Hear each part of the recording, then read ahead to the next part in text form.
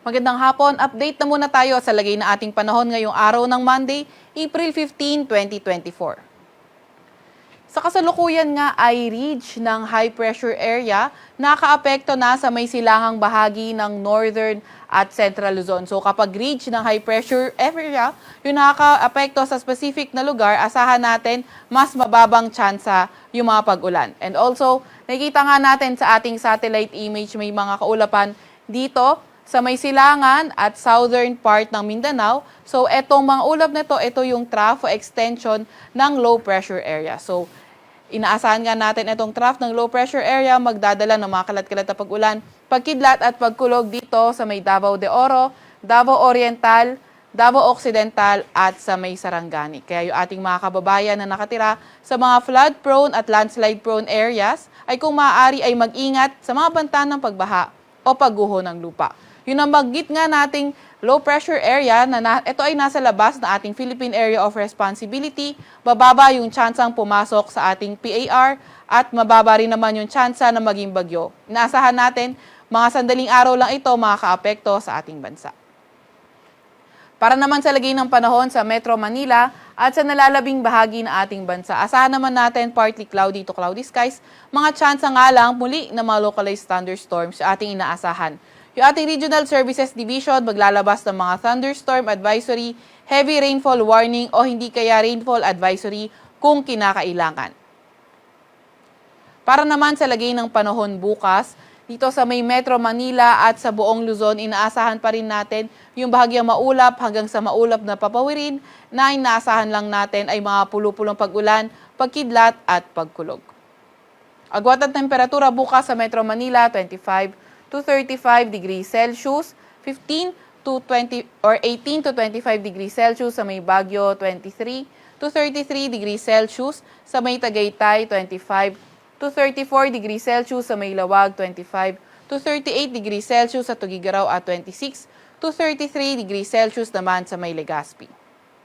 Sa may Puerto Princesa naman ay 27 to 34 degrees Celsius at 27 to 34 degrees Celsius naman sa may Calayan Islands.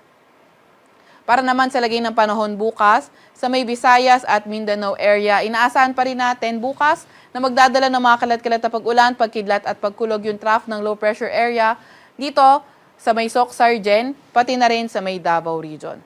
Pero sa Visayas and the rest of Mindanao, mas magandang panahon yung ating inaasahan, pero may mga tsansa pa nga rin ng mga localized thunderstorms. At asahan pa nga rin natin for tomorrow yung mainit at malinsangang panahon sa malaking bahagi ng ating bansa.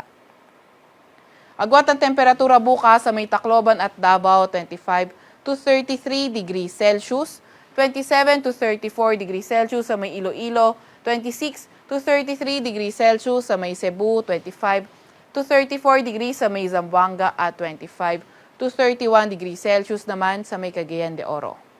Wala pa rin tayong nakataas na gale warning sa kahit na anong baybay ng ating bansa. Para naman sa 3-day weather outlook ng mga pangunahing syudad natin sa Metro Manila, Baguio City, Legazpi City, and also sa may Luzon area, mga tsansa nga lang ng mga thunderstorms yung ating dapat pag-ingatan. Muli yung ating mga Regional Services Division maglalabas ng mga thunderstorm advisory, heavy rainfall warning o hindi kaya rainfall advisory kung kinakailangan. Sa Metro Manila in the next 3 days, posibleng umabot ng 36 degrees Celsius yung maximum temperature, up to 26 degrees Celsius naman sa may Baguio at up to 33 degrees Celsius sa may Legazpi.